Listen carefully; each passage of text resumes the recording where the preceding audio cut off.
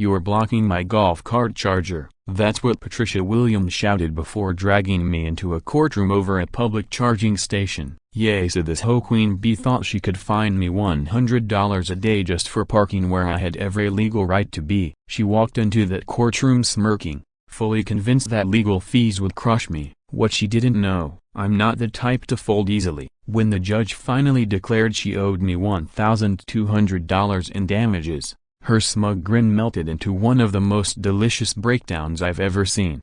Want to know how I turned the tables on a neighborhood tyrant? Strap in, because this revenge saga twists harder than a pretzel. And a drama-nest family, drop your city in the comments. Where are my fellow HOA warriors watching from? Let's rewind to where this whole mess actually began, because trust me, you won't believe how a simple charging station turned into all-out war with the most self-absorbed person I've ever met.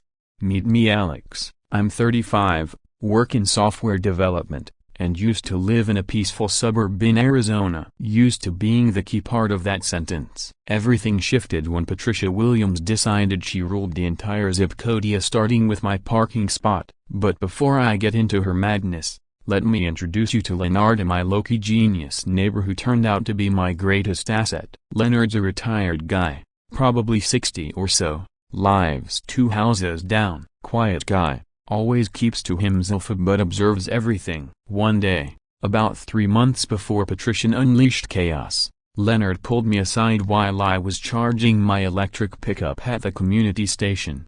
She ran off 3 families just cause she didn't like their garden decorations, he whispered, nodding toward her house. I once found a note on my door, "Remove the wind chimes or face legal action." Signed, Ho, no name. Back then, I figured he was just being a cautious older man, but I was wrong. Leonard was 5 steps ahead of us, all playing chess while the rest of us were stuck in checkers. See, Patricia had the HOA board locked down. A 3-person setup, fully controlled by her with 2 loyal rubber stampers, Bob and Helen. The board's previous treasurer and secretary, William and Margaret, had moved away last year. Why? According to Leonard, they just couldn't deal with the ongoing drama. That should have been my first warning, but I was new in town, thinking how bad could one nosy old lady be? Yeah, famous last words. Patricia acted like she was maintaining neighborhood standards, but in reality, she was a 55-year-old ex-marketing director with nothing better to do than terrorize residents. Everything boiled over one random Tuesday. For 3 months, I'd been using the shared charging station and no issue, no drama. It was public. First come, first served. Then she rolls up with a shiny new red golf cart. Of course it was red, and suddenly declares that my charging spot is now hers. Not a nearby space, not a less used station. Mine. Why? It fit better with her golf cart route. Can you believe that? She truly thought her convenience mattered more than my legal rights. The harassment began quietly like it always does. First came the fake violation notice, printed on pink-scented paper, no less. $100 per day fine for violating traffic flow and community aesthetics. No hearing, no warning, just pay up. Then came the petty games. Post-it notes slapped on my windshield. Maybe try reading the rules?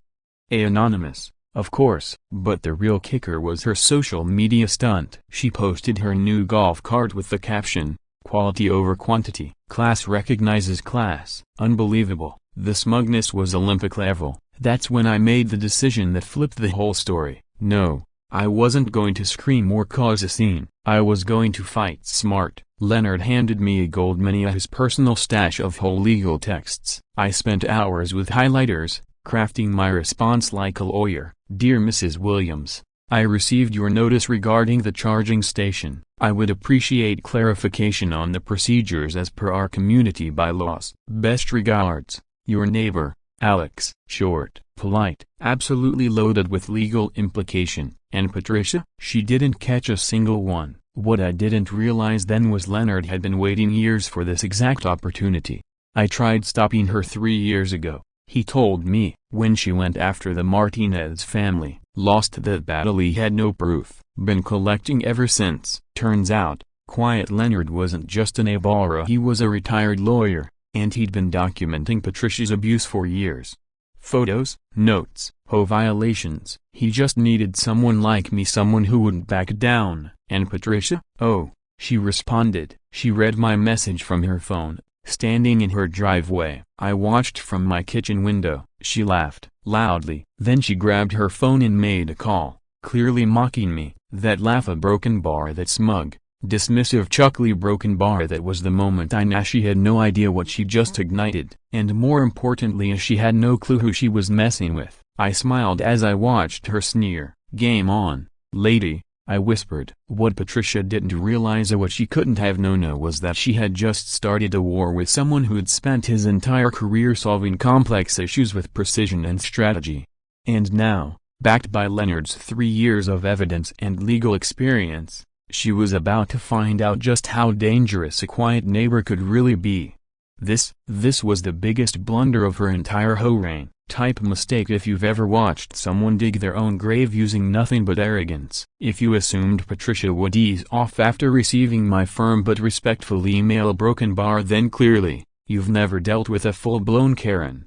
Instead of taking a step back or reconsidering, she ramped things up to a level so childish, even a toddler would have been embarrassed. And luckily for me, she was about to hand me the exact tools I needed to take her entire little dictatorship apart. What came next was so stunningly foolish, I almost pitied her. Almost. The very next morning, I walked outside to find Patricia's fire engine red golf cart blocking my driveway entirely. Not a slight inconvenience, a full-on blockade that could have been ordered by a maximum security prison. I knocked on her door, still trying to be civil. She opened it with a smug grin and chirped, "Oh dear, I didn't realize it was in your way. I'll move it a broken bar eventually." Then, slam, right in my face. Yes, this woman had essentially taken my car hostage over a charging station. But oh no, she wasn't done yet. Every morning, without fail, at exactly 6 a.m., I'd get a phone call. "Hello, this is the HOA. We've received multiple noise complaints about your property." Noise complaints, at 6 in the morning, against a guy who works from home and makes less noise than a sleeping cat. At first, I tried to be reasonable. "Patricia, there's no noise. I'm asleep at that time." Her reply, "That's Mrs. Williams to you, and tenants like you are the reason this neighborhood's going downhill." But the moment everything snapped came one Thursday afternoon. I was at home working, minding my own business, when I looked out the window and saw Patricia at my vehicle, trying to unplug the charging cable from my electric truck. She wasn't just snooping, she was actively attempting to disconnect my car from the shared station. The audacity was next level. Luckily, I'd already started recording her antics. I grabbed my phone, started filming, and walked outside as casually as I could, pretending I was just grabbing the mail. "Ma'am, can you explain what you're doing?" I asked calmly. She jumped like she'd been caught cracking a safe. Her face cycled through 5 emotions in about 3 seconds. Shock, panic, fury, defiance, a broken bar, and then settled on righteous rage. "This is my parking area. I am the HOA," she bellowed, flailing her arms toward the clearly labeled public charging spot. "This is public property, and everything's on camera," I replied, lifting my phone up. The expression she gave me, pure rage, priceless. Then came the social media storm. Within an hour of posting the video, titled "Kitchen HOA Karen Caught Tampering with My Car," the neighborhood group chat exploded. 50 shares, dozens of comments from residents I'd never met. Finally, someone stood up to her. "She tried the same thing with our sprinkler system. This woman's been making our lives hell for years." That's when it hit me. I wasn't her first target. I was just the first idiot brave enough to fight back. The video caught wildfire. Patricia's carefully managed reputation as the dutiful HOA president was crumbling in real time. But then I almost messed it all up. That night, after 6 harassment calls in one day, the last one hit at 11 p.m., she claimed someone reported loud music coming from my house. I snapped, "You're the reason people can't stand HOAs, Patricia. You're just a miserable control freak who lives to ruin everyone else's life." I yelled into the phone, then slammed it down. Immediately, I felt sick. I'd lost my cool, exactly what Leonard warned me never to do. The next morning, Leonard was at my door, coffee in one hand, judgment in the other. "If you lose control, she wins," he said, walking in like it was his house. She wants you angry, she wants you to explode, so she can spin the narrative and play the victim. He leaned in. Don't give her that satisfaction. Then he pulled out a folder I'd never seen before. We have something more powerful than anger, he said. Inside, copies of the HOA bylaws highlighted, annotated, stacked with 3 years of Patricia's violations. She's been violating Article 7 for years, Leonard explained calmly. Any fine issued by the HOA requires unanimous board approval, plus a mandatory 30-day notice. Patricia's been acting like a one-woman courtroom, completely ignoring due process. Patricia's response to my moment of weakness, predictably aggressive. She upped my fine to $150 per day and mailed a formal letter threatening legal action. But instead of feeling defeated, I felt a broken bar fired up, because now I understood exactly what Leonard had been preparing for. Can't wait to respond to this one, I said, reading the letter with Leonard by my side. My lawyer's going to love the video footage. What I didn't know then was Leonard was my lawyer. I just hadn't realized it yet. What followed next was extraordinary. 3 different families reached out to me privately, each sharing their own Patricia horror stories. The sweet elderly couple next door, they got slapped with a $200 fine, a broken bar for a garden gnome their granddaughter had given them. Their so-called violation, lawn ornament inconsistency. A young family across the street told me she threatened legal action over their kids' sidewalk chalk drawings. The more I listened, the clearer it became. This wasn't just my fight. This was a pattern I had documented. Systematic abuse of power. And it was all about to backfire on her. I watched that week as Patricia went house to house, clipboard in hand, trying to rally support for her case against me, the so-called troublemaker. She was so confident, so sure the neighborhood would back her crusade. What she didn't realize, her kingdom had been waiting years for someone to rise up against their self-proclaimed queen. And thanks to Leonard's meticulous records and my now viral video, her reign was about to end. What Patricia didn't know was that unplugging my truck would soon become the least of her concerns. Drop a comment for Anna Drama Nest if you think Patricia just signed her own downfall. After that video took off like wildfire in our community, something clicked for me. Plain defense wasn't going to cut it anymore. She had bullied families for 3 years, and everyone had just rolled over in fear. Not anymore. It was time to go on the offensive. And here's the thing, when a software engineer switches into attack mode, we don't go in swinging wildly. We search for the system vulnerabilities, a broken bar, and then we exploit them. So I made my first tactical move, one Patricia never saw coming. I filed a formal complaint with the city, bypassing the HOA entirely. And I didn't just send it to some obscure office. I CC'd the entire city council, a local news station, and every public official email I could dig up. The complaint was crystal clear.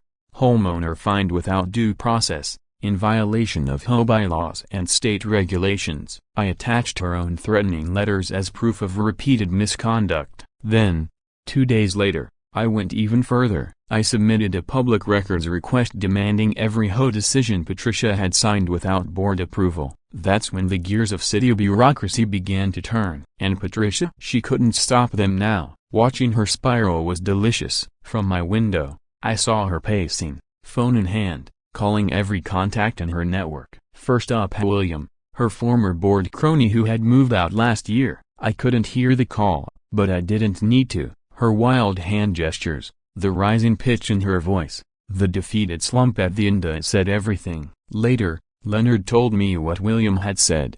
I moved to get away from this nightmare. Count me out. Her next call was to Margaret, the former HOA secretary. Same result. Patricia was discovering the hard truth. Her network had crumbled the moment people escaped her daily intimidation. But in true Patricia fashion, she didn't scale back. She doubled down with a lawyer. Within a week, she'd hired a big-name attorney at Thompson, the $500 an hour bulldog with an ego to match. And of course, she couldn't resist bragging. She posted a photo online of her signing legal documents with the caption, "Some people need to learn the hard way what respect means." She was proud of spending thousands on a lawsuit against a neighbor over a parking spot. The arrogance was almost impressive. But it was exactly what Leonard and I had been counting on. Still, I hit my first real moment of doubt. One evening, Leonard pulled me aside. His face was more serious than I'd ever seen. "You're pushing her into a corner," he warned. "Desperate people do reckless things. You need to be sure you're ready." Then he opened our HOA bylaw binder and flipped to a section I had apparently skipped. Article 7. No fines over $50 can be issued without unanimous board approval and a 30-day notice. "She's violated this for years," Leonard said, locking eyes with me. "Are you ready for what comes next? Because once we move forward, there's no turning back." That night, I couldn't sleep. Was I underestimating her? She had years of HOA power plays under her belt, a pricey lawyer in her corner, and the twisted ability to manipulate anyone. Was I just some programmer poking a bear too big to handle? Was I really about to get steamrolled by someone who thought she ran the world but didn't understand the system she was abusing? That doubt gnawed at me broken bar until I remembered what Leonard said.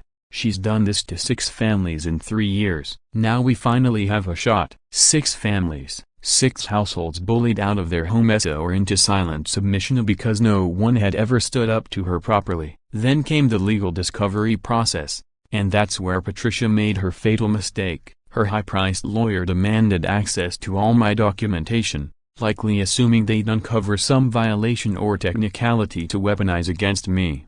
What they got instead: 3 months of meticulous records of every interaction, every violation notice, every phone call, all time-stamped and perfectly organized. But more importantly, a broken bar had triggered Leonard's master plan. "If they want documentation," he said with a grin that gave me chills, "then let's give them documentation." Meanwhile, Patricia was unraveling. My morning waves as she passed by in her golf cart, cheerful. My evening chats with neighbors, relaxed and casual. I acted like a man without a single worry, and the effect was exactly what Leonard predicted. "She's used to being feared," he told me. "Your calm confidence, it's throwing her completely off balance." So, I started posting subtle messages on social media, a scenic photo of the neighborhood with a caption like, "Funny how the truth always finds a way to the surface." Not threatening, not direct, just enough to signal I wasn't backing down. And the community response? Absolutely amazing.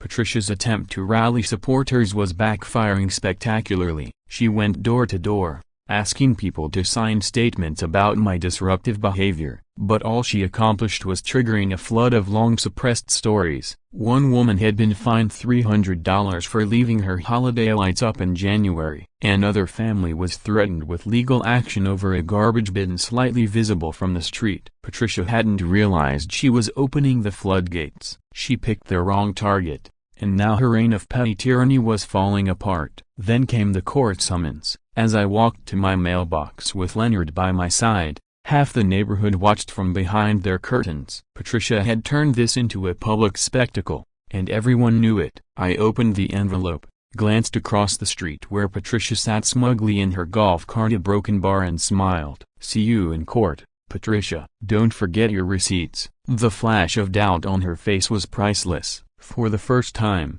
she seemed unsure. But what really shook her, how excited I looked about it. And honestly, I was. Leonard had spent 3 years compiling airtight evidence, and now Patricia had handed us the perfect legal opening. She thought she was dragging me into her arena when she controlled. What she didn't realize, we had maneuvered her into a space she couldn't control, under oath, public, all her actions up for legal review. What I and Patricia didn't know was about to flip this entire case upside down. Type receipts in the comments if you're ready to watch someone get completely wrecked by their own paperwork. The morning of the court hearing, I woke up that morning feeling like a kid on Christmas. It sounds weird, I know, but after months of being harassed, called at 6 a.m., falsely fined, and taunted, I was finally going to have my day in court. And Leonard? He was about to unleash 3 years of carefully documented evidence in front of a judge who could finally hold Patricia accountable. As I got dressed,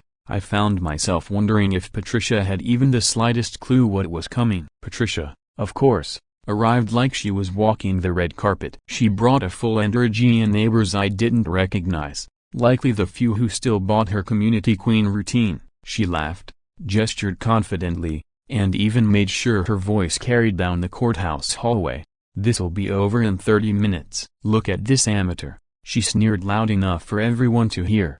Her lawyer, Thompson, a Mr. 500 an hour, looked just as smug. I imagine he thought this was an open and shut case about a difficult resident and a responsible HOA president enforcing reasonable rules. If only they knew. Leonard and I arrived quietly, without noise, without a crowd. Patricia immediately tried to rattle me with more digs about amateur hour. But here's the thing about being a software engineer. You learn how to stay cool under pressure. You trust your preparation. I had spent weeks organizing evidence, rehearsing my testimony, and learning exactly what legal points we needed to make. Leonard had been preparing for years. Patricia, on the other hand, was coasting on pure arrogancy, assuming that her title as HOA leader gave her automatic credibility. Once the hearing began, Thompson kicked things off. Thinking he was delivering a knockout punch, he confidently presented an internal HOA rule that I'd signed when I first moved into the neighborhood, a broken bar. The so-called evidence Patricia's lawyer presented was a signed agreement from when I moved into the neighborhood, some boilerplate clause about maintaining community standards and following board decisions. For a split second, the entire courtroom went quiet. I could see Patricia lean forward in anticipation. Thompson, her lawyer, was clearly winding up for his big moment. Your Honor, he said with theatrical flair, the defendant agreed to these terms the moment he chose to live in our community. I'll admit if there was a flicker of concern in me. Had we missed something? Some technical clause that gave Patricia the authority she claimed? But then I remembered Leonard's words. Let them feel like they're winning. The harder they rise, the harder they fall. So, I played my part, acting surprised, looking slightly rattled, while Patricia sat there glowing with smug satisfaction, whispering gleefully to her little group of supporters. She genuinely thought this was her mic drop moment. She had no idea it was exactly the setup we wanted. When the judge nodded to me, I stood up slowly, pulled a single sheet of paper from my folder, and said calmly, I don't think you checked the 2022 update. Thompson's confusion hit instantly. His eyes darted to Patricia, who was now trying to hide the crack forming in her fake confidence. Your Honor, I have a surprise for Mrs. Patricia, I added. The room went still. Every eye turned to the front. Patricia's smile faltered. This was the moment 3 months of preparation exploded in her face. First, I showed the court a clear video of Patricia attempting to unplug my car from the public charging station, a blatant abuse of access and property. Then I rolled out screenshots from her social media, self-important posts about her leadership, and captions like, "Class recognizes class." But the real blow? Leonard's discovery. She broke her own HOA bylaws.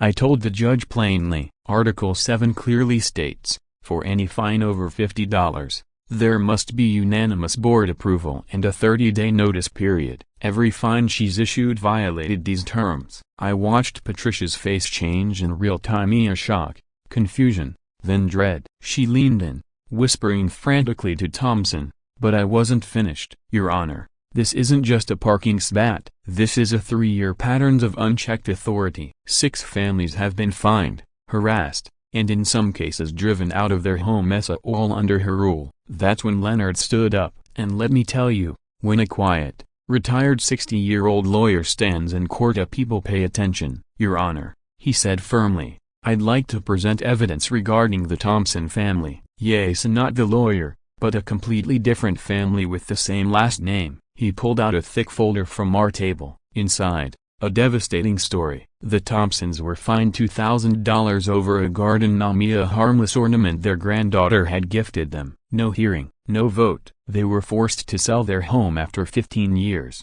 Leonard placed a photo on the evidence table, a smiling little girl next to a totally normal gnome in a flower bed. The courtroom gasped. This wasn't legal jargon anymore. It was real people, real lives. Leonard continued, laying out the forced home sale documents, a violation notice signed only by Patricia, and similar evidence involving 6 different families. Thompson tried objecting, but the judge waved it off. The damage was done. Patricia? She looked like she'd seen a ghost, but she couldn't go quietly. She shot to her feet, shouting, "This is a setup. He's just a troublemaker who doesn't respect the rules." The judge didn't hesitate. "One more outburst and I'll hold you in contempt," he warned as security inched forward. That was it. The moment Patricia torched the last of her credibility, Thompson looked like he wanted to sink through the floor. because once the mask comes off you can't put it back on. The judge called for a brief recess to review all the evidence. As we waited in the hallway,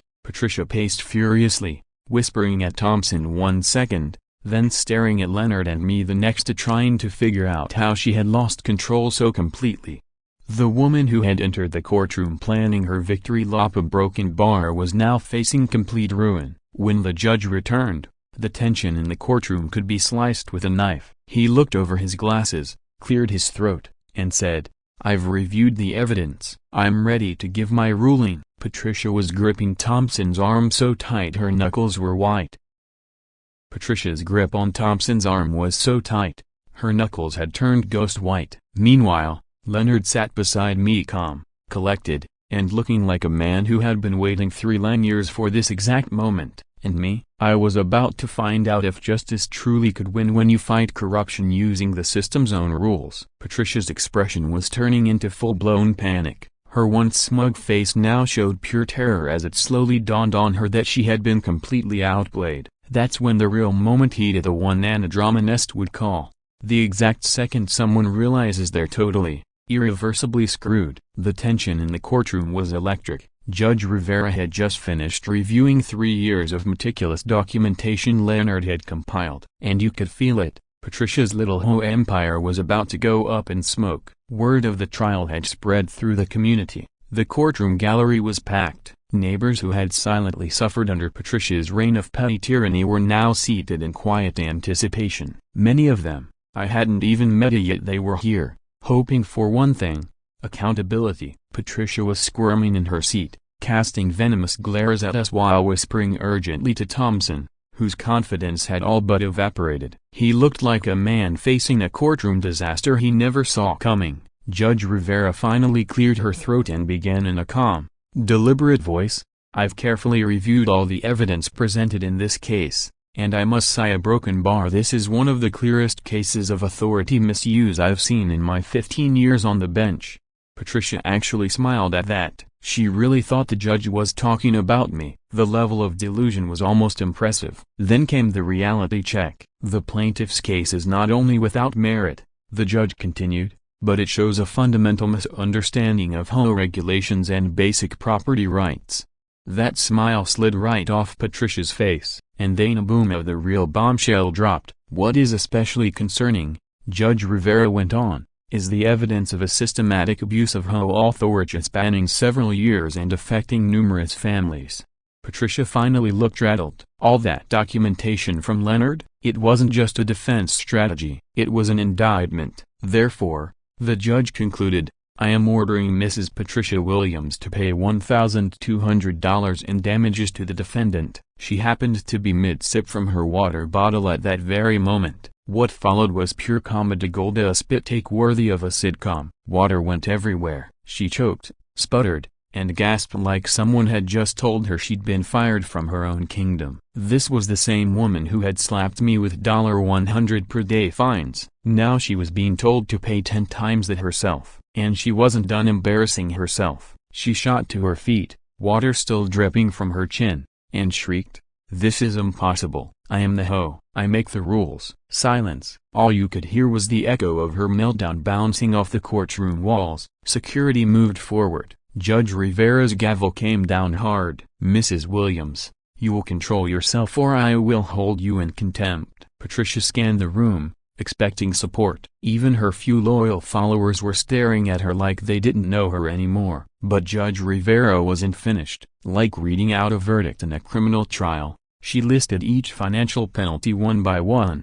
$400 in refunded fines with interest, $300 for legal research and filing fees, $500 for emotional distress and wasted time. Each line hit Patricia like a physical slap. She sagged back into her chair, the crushing weight of her downfall finally breaking through her untitled fog. But then came the final blow. In addition, the judge declared, "Mrs. Williams is ordered to deliver a written public apology to Mr. Alex, to be posted in a location visible to all residents of the community within 30 days.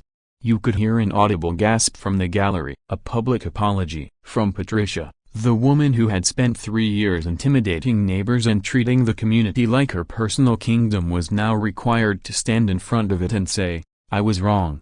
The bailiff had to hush the light applause that followed, but the message was clear. The community was finally getting justice, and the final, poetic image. Watching Patricia try to sign the judgment paperwork, her hands were trembling so badly she could barely hold the pen. Thompson leaned in, whispering frantic instructions, trying to salvage whatever dignity was left. But Patricia, she was gone, muttering to herself under her breath like a broken record. "This can't be happening, this can't be happening." And for a second I almost felt bad for her, almost. But then I remembered.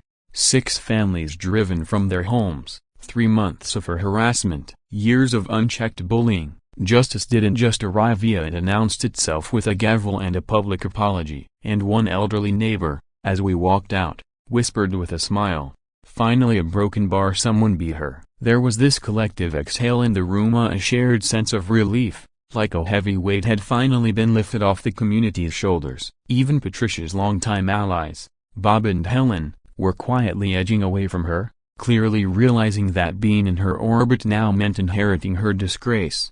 And just behind us sat the Thompson family, the very same family Patricia had once bullied into selling their home over a harmless garden gnome. They had driven 2 states just to witness this moment. Watching them tear up as justice was finally served, that alone made every restless night worth it. But Judge Rivera wasn't quite finished. "I am also ordering a full review of all HOA decisions made under Mrs. Williams' leadership over the past 3 years," she declared. "Any resident who believes they were wrongfully fined or sanctioned may petition this court for relief." Patricia's face turned a sickening shade, first red, then ghostly white, then almost green. The implications were devastating. Dozens of residents, tens of thousands of dollars in possible reimbursements, years of her self-proclaimed legacy now facing complete erasure. She had walked into that courtroom as the neighborhood queen, a broken bar, and was walking out as a public liability. Thompson was scribbling furiously, likely calculating how much this legal disaster would cost, not just in money,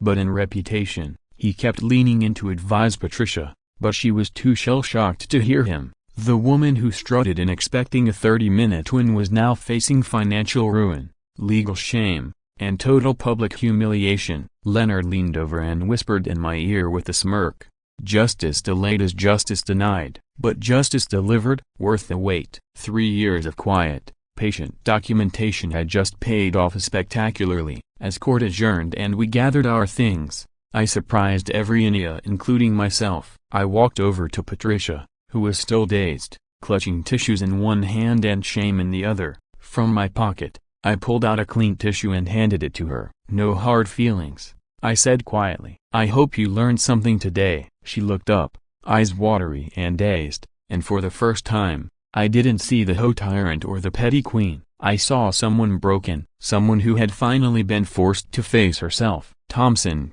sensing the moment slipping further away, guided her toward the exit, likely hoping to get his client away from cameras and whispers. The walk to the parking lot felt a broken bar unreal. Neighbors came up to shake Leonard's hand, to people who had lived in fear for years. The Thompson family hugged us both and said they finally felt like they could move on. And me, I wasn't celebrating because I'd won money. I wasn't even celebrating Patricia's fall. I was celebrating the proof that bullies can be beaten, not with rage, not with revenge, but by using the system they hide behind against them.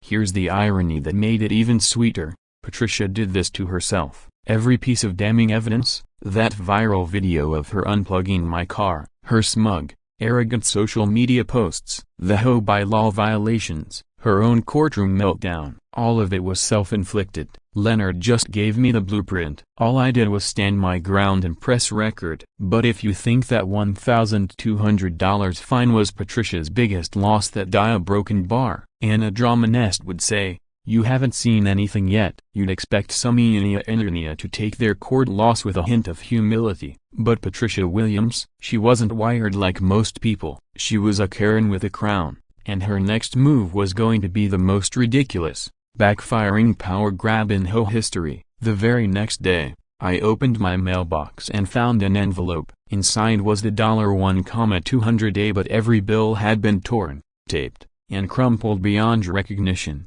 It looked like someone had tried to destroy the cash, then angrily put it back together with spite and duct tape. There was also a single note: "This isn't over." Her rage had turned a court-ordered payment into a petty art project. But her real masterpiece of idiocy, that came 3 days later. Every household in our community received an official notice of an emergency home meeting. The reason? To address the growing troublemaker threat to our community values. She was really trying to rally every knee a broken bar against me. After a public courtroom loss, with dozens of witnesses and legal documentation exposed, Patricia seriously believed she could spin her defeat into a moral crusade. It was delusional. It was desperate. It was a broken bar so on brand. The night of the meeting, I arrived early and took a quiet seat in the back corner. I was genuinely curious of how was she going to attempt to rewrite reality this time. Leonard showed up shortly after me, holding a folder that looked suspiciously like the one that had sunk her in court. And Bob and Helen, her former allies, they sat as far from Patricia as possible, likely trying to socially distance from the nuclear fallout that was her reputation. The room, packed. It was the largest home meeting I had ever seen, and neighbors who hadn't shown up in years were now present with snacks and popcorn-level interest.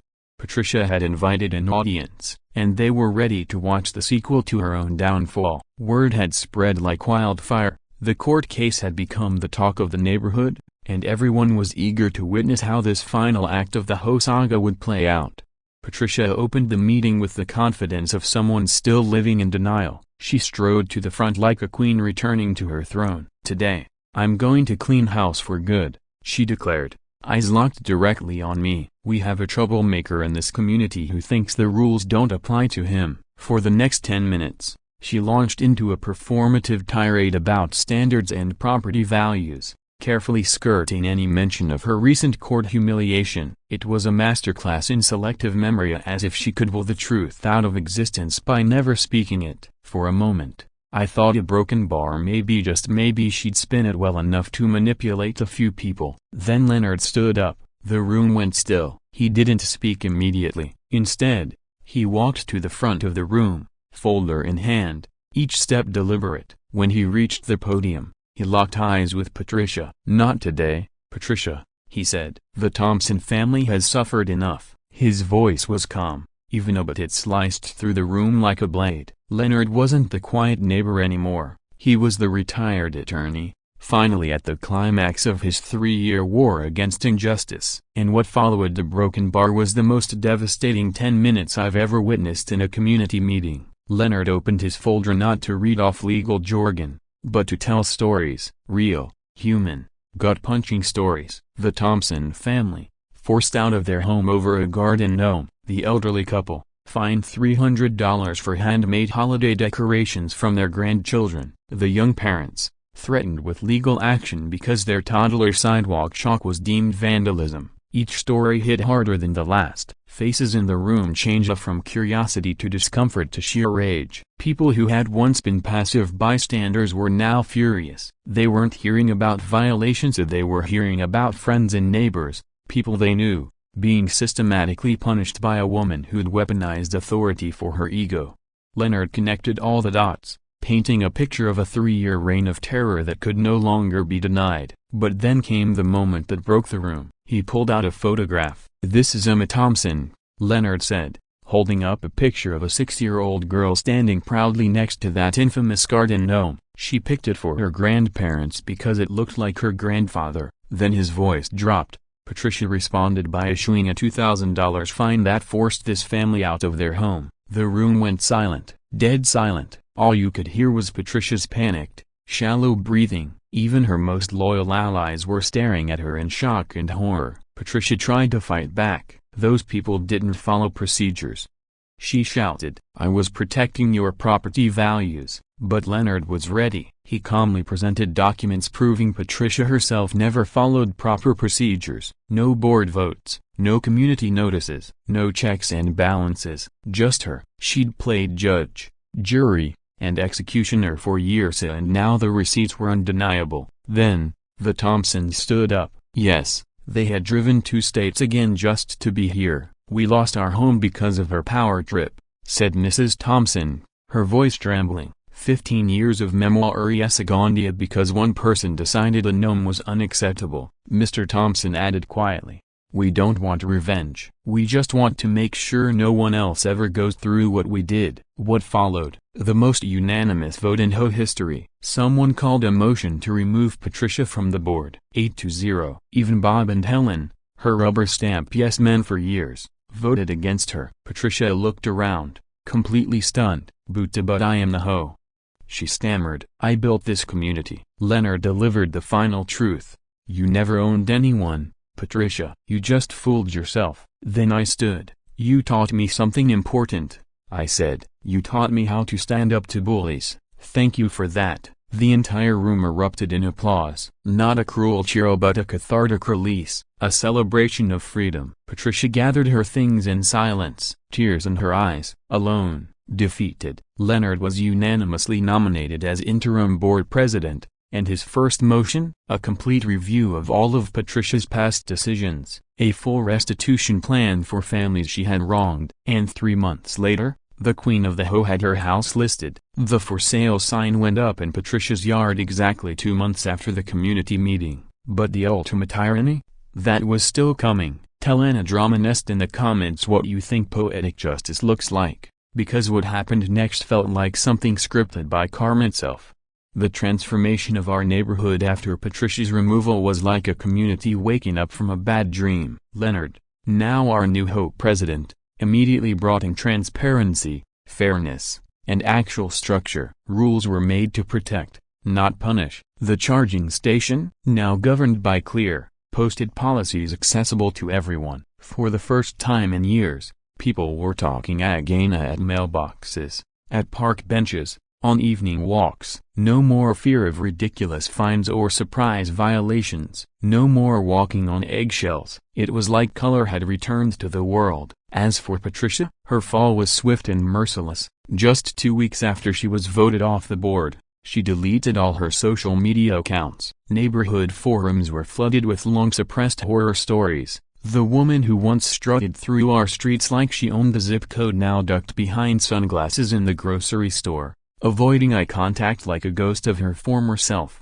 And honestly, it would have been sought a broken bar if it wasn't so utterly deserved. Leonard had predicted it. She can't stand being in a place where everyone knows who she really is. Her power was her identity. The final twist. The house was priced below market value. Patricia wanted out fast. She didn't care about profit anymore. She just wanted to vanish. But fate had other plans. About 3 weeks before Patricia's departure, Leonard casually mentioned over coffee, I've been showing the house to some nice young professionals, Mark and Jessica Cooper. They work in tech, super eco-conscious. First thing they asked about was access to the charging station. I laughed then. I didn't even realize just how perfect the ending was about to be. Moving day arrived on a sunny Saturday. I was making coffee when the moving truck rolled up. Patricia was outside, barking orders at the movers like she was still queen of something. Then a white Tesla Model 3 pulled into the driveway. I nearly dropped my mug. It was Emma, Mark and Jessica. Just like Leonard said, smiling, relaxed, full of positive energy. They looked like a commercial for a fresh start. They took selfies on the porch. They pointed at architectural details. They looked happy. But the moment that truly made this entire saga worth every sleepless night, Jessica walked over to the community charging station, unplugged the connector, and calmly plugged in her Tesla. Right there, in the exact spot where this whole 3-year disaster had started. Patricia, carrying a box, froze mid-step. She stood there, staring at the charging station as if she'd just seen a ghost. For a solid 30 seconds, she didn't move. Just gripped the cardboard box tighter and watched silently. Jessica gave a friendly little wave, probably thinking Patricia was just a neighbor saying goodbye. Patricia turned and bolted into the house. Later that afternoon, just as Patricia's moving truck was pulling away one last time, Jessica came over to say hi. Great charging setup, she said cheerfully. The previous owner must have really thought this through. I nearly spit out my coffee. She had a broken bar her moments, I replied. Welcome to the neighborhood. Jessica told me they'd chosen our community because of its environmental featuressa and the strong sense of togetherness they'd heard about. If only she knew the irony. 6 months later, under Leonard's leadership, our neighborhood is thriving. Jessica and Mark are now regulars at home meetings, full of ideas and energy. They've hosted cleanup days and community BBQs, and Yasa their Tesla charges every day at the station. A quiet, glowing symbol of what real justice looks like. Because justice isn't just about punishing bad behavior. It's about giving good people the chance to build something better. And sometimes, the best revenge isn't revenge at all. It's just living well, while watching the bully pack their boxes and disappear. The charging station still works like a charm. And now everyone gets to use it the way it was meant to be used. If you've ever dealt with a HOA Karen, share your story below. And remember, like we always say at Anadrominest, document everything. Stay calm, because sometimes the quiet ones change everything. If the story reminded you that patience, persistence, and truth always win in the end, tap that like button and subscribe to Anadrominest.